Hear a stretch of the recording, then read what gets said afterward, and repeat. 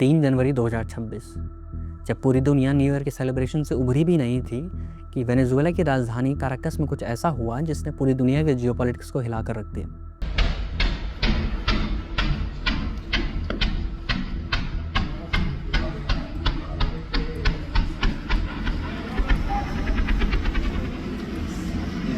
Mira, pero ven acá, no se metan para acá, porque no saben lo que hay ahí que se queda pegado. Ahí, graba ahí. Espera.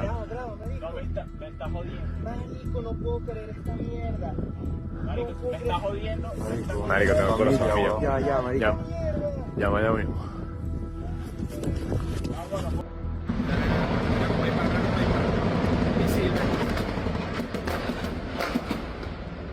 अमेरिकी सेना ने एक operation को अंजाम दिया जिसका नाम था ऑपरेशन एब्सोल्यूट रिजॉल्व। इस ऑपरेशन में वेनेजुएला के सिटिंग प्रेसिडेंट निकोलस मादुरो और उनकी वाइफ को उनके घर से उठा कर ले जाया गया।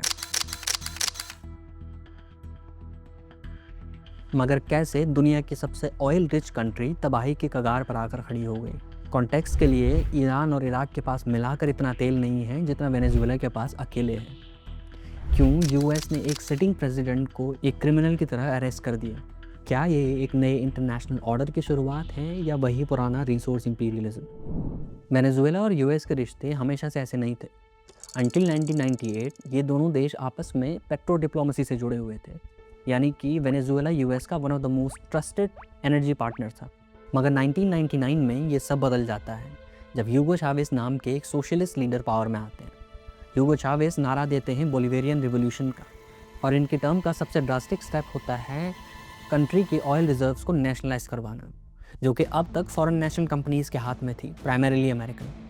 इस स्टेप के बाद अमेरिका और अमेरिकन कंपनीज़ वेनेजुएला से काफ़ी नाराज़ हो जाते हैं। ह्यूगो चावेज का मिशन था वेनेजुएला को यांकी इंपीरियलिज्म यानी कि अमेरिकन इंपीरियलिज्म से छुटकारा दिलाना।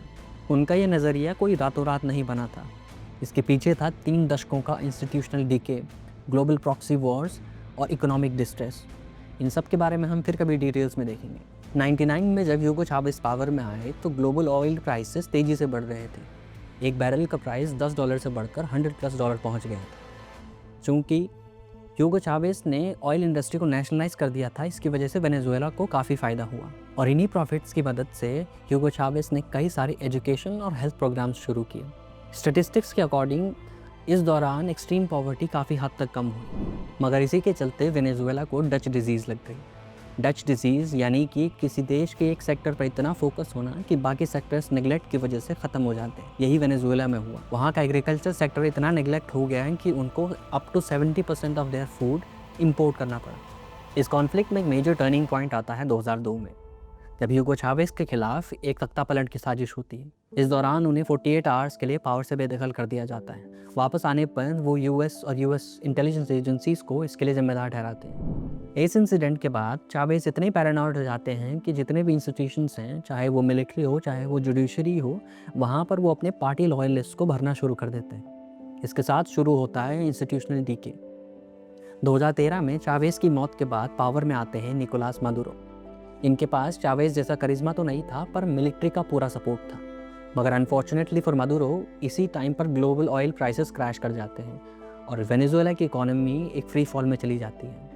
इस दौरान वेनेजुएला की इकोनॉमी लगभग 75% कॉन्ट्रैक्ट कर जाती है और इन्फ्लेशन इस हद तक बढ़ जाता है कि लोकल करेंसी बोलीवार की कोई वैल्यू नहीं रह जाती।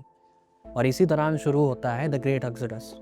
2014 से अब तक वेनेजुएला से लगभग 79 लाख लोग छोड़कर जा चुके हैं। ये दुनिया का सबसे बड़ा डिस्प्लेसमेंट क्राइसिस बन गया है, यूक्रेन और सीरिया से भी बड़ा। इस ह्यूमैनिटेरियन कैटास्ट्रोफी के बीच 2019 में यूएस ने हुआन ग्वाइडो को वेनेजुएला का इंटर्म प्रेसिडेंट घोषित कर दिया।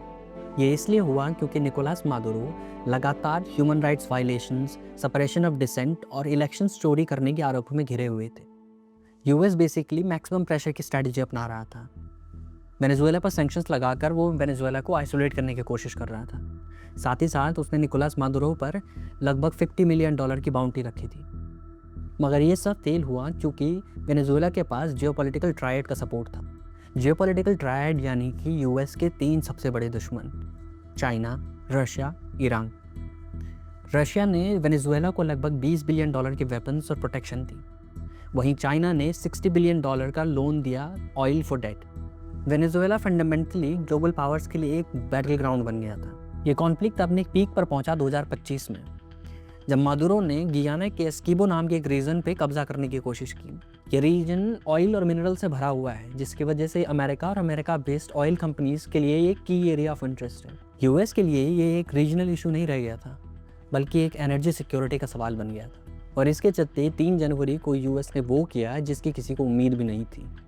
यूएस इसे वॉर नहीं, लॉ इन्फोर्समेंट एक्शन कह रहा है। उसने मादुरो पर न्यूयॉर्क में नार्को टेररिज्म के केस चार्जेस लगाए हैं, मगर ग्लोबल एक्सपर्ट्स इसे रजीम चेंज वाया इंडाइटमेंट कह रहे हैं और इसे कंपेयर कर रहे हैं यूएस के पनामा इन्वेजन के साथ। क्रिटिकली देखा जाए तो ये दुनिया के लिए एक डेंजरस प्रेसिडेंट सेट करता है।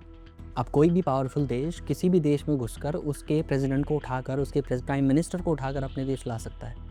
यूएन सेक्रेटरी एंटोनियो गुटेरेस के अकॉर्डिंग ये इंटरनेशनल लॉ का वायलेशन है। चाइना और रशिया इसे एक इंपीरियलिस्ट एग्रेशन बता रहे हैं। आज वेनेजुएला एक ऐसे मूड पर खड़ा है जहां शायद उसने एक डिक्टेटर से आज़ादी तो पा ली, पर अपनी सॉवरेंटी खो दी। क्या एक देश को क्रिमिनल एंटरप्राइज डिक्लेयर करके उसके लीडर को ऐसे ही उठाया जा सकता है? मगर सबसे ज़रूरी सवाल ये है कि क्या वेनेजुएला के लोग कभी खुद अपना फैसला ले पाएंगे? ऑपरेशन एब्सोल्यूट रिजॉल्व ने मादुरो को तो हरा दिया, मगर वेनेजुएला की असली लिबरेशन की लड़ाई तो अभी शुरू हुई है।